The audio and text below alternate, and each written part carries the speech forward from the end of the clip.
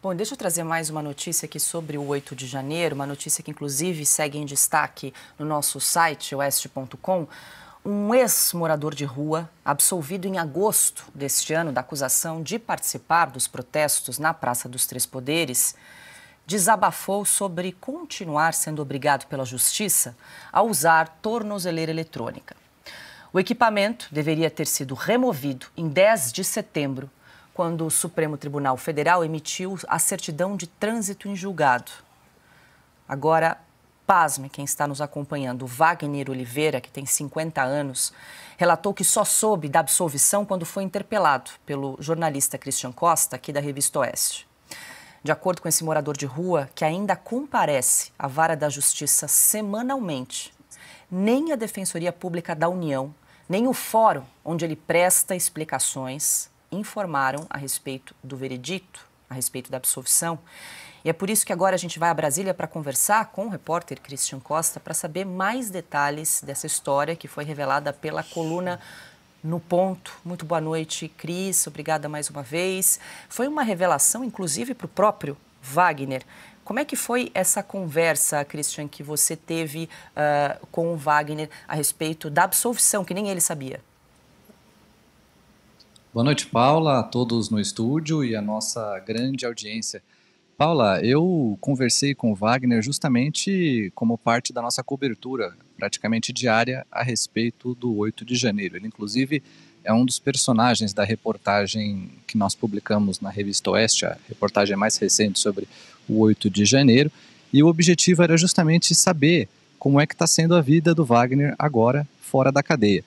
E em determinado momento eu o interpelei justamente com a palavra absolvição. E ele se demonstrou bastante surpreso e afirmou que não sabia que sequer havia sido absolvido. Você muito bem observou que na reportagem consta que a Defensoria Pública, a Justiça no geral, não o informou a respeito dessa absolvição. Ele se queixou de usar a tornozeleira eletrônica. Inclusive ele vai sempre às segundas-feiras ao fórum aqui em Brasília, responsável por esse monitoramento eletrônico, justamente para prestar esclarecimentos a respeito dos movimentos dele com a tornozeleira. Para nossa audiência que ainda não sabe, os manifestantes do 8 de janeiro que conseguem a liberdade condicional aqui no Supremo Tribunal Federal precisam cumprir uma série de medidas restritivas, entre elas usar a tornozeleira eletrônica e comparecer a um fórum da cidade onde essa pessoa mora, justamente para prestar esses esclarecimentos. E é o que aconteceu com o Wagner, continua acontecendo com o Wagner, que foi preso, Paula, logo durante os atos ali do 8 de janeiro, no interior do Palácio do Planalto, para onde ele correu em razão das bombas de efeito moral que estavam sendo lançadas na Praça dos Três Poderes, contou inclusive com a ajuda de outros manifestantes, em razão de ter mobilidade reduzida por possuir nanismo, e desde então ele tem passado por um drama semelhante ao de outros presos do 8 de janeiro. E ao conversar com ele, ele então ficou surpreso ao saber que foi absolvido. E logo na sequência, Paula, da publicação da nossa reportagem, a Defensoria Pública da União acionou o Supremo Tribunal Federal, entrou com um pedido aqui na corte, mais precisamente no gabinete do ministro Alexandre de Moraes, que é responsável por todos esses processos do 8 de janeiro, pedindo a remoção imediata da tornozeleira eletrônica. Mais cedo eu conversei com o Wagner justamente sobre essa questão e ele informou que tem um encontro agendado amanhã na Defensoria Pública. Aparentemente esse encontro não foi possível hoje em razão do trabalho que ele tem. Ele conseguiu um trabalho, posteriormente a soltura aqui em Brasília, trabalha num supermercado atacadista na área de limpeza. Ele não conseguiu ir hoje em razão da distância e também porque a chuva, Paula, acredite, molhou a tornozeleira eletrônica e ele tem, então, ali receio de estar descumprindo alguma medida restritiva, porque na cabeça dele ainda reside ali alguns traumas residem alguns traumas, melhor dizendo, em razão do uso da tornozeleira e dessas medidas restritivas. Vamos acompanhar agora, Paula, porque a Defensoria Pública acionou o Supremo, ele vai até a Defensoria, portanto, amanhã, e nós vamos continuar acompanhando o drama do Wagner e, claro, de tantos outros presos do 8 de janeiro. Perfeito, Cris. Só uma dúvida. A Defensoria agora, então, acionou o STF para pedir, solicitar a retirada da tornozeleira. Mas antes, ele não estava sendo representado por um advogado, Cris? ele era representado por defensores públicos, Paula. E nesse período ele não foi informado a respeito da absolvição. Então, eu imagino que tenha ocorrido algum problema dentro ali da Defensoria Pública que agora vai ser esclarecido amanhã.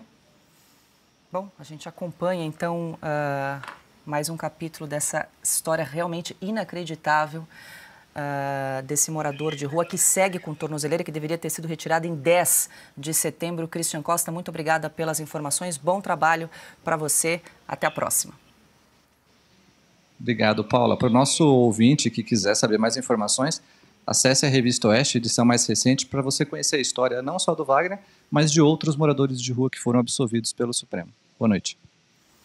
Bom, Augusto, essa história deve se repetir com muitos brasileiros, mas o fato é que ele semanalmente comparecia ao cartório do fórum para assinar, porque esse era um dos requisitos das medidas cautelares e ninguém, em nenhum momento... É esse um dos responsáveis pela tentativa de golpe de Estado. Sim.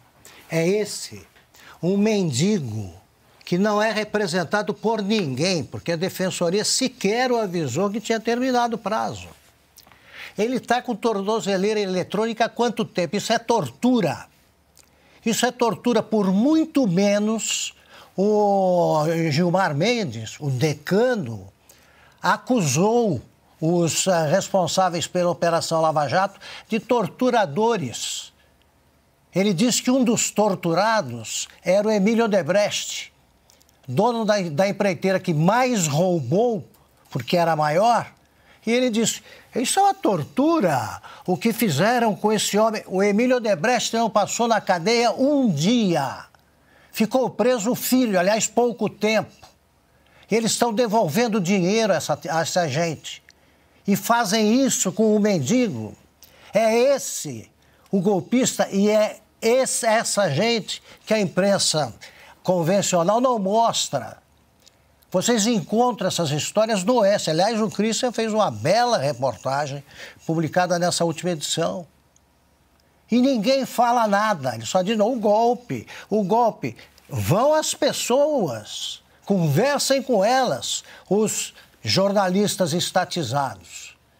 Então é um consórcio mesmo, aí formado pelo governo de um ladrão, pelo STF que virou partido, Supremo Tribunal Federal, e pela imprensa que esconde o que convém.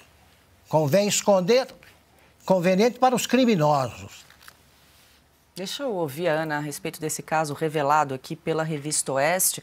E vale dizer que depois, na sequência da publicação dessa história pelo repórter Christian Costa, então a Defensoria Pública entrou em cena, que não havia se manifestado até então, para acionar o Supremo Tribunal Federal para então pedir, solicitar a retirada da tornozeleira eletrônica a partir da absolvição do morador de rua. Paula, eu tenho uma pergunta. A absolvição foi 10 de setembro? Isso. Sim. Uma terça-feira. 40 dias, né? Estamos em 42 22 de outubro.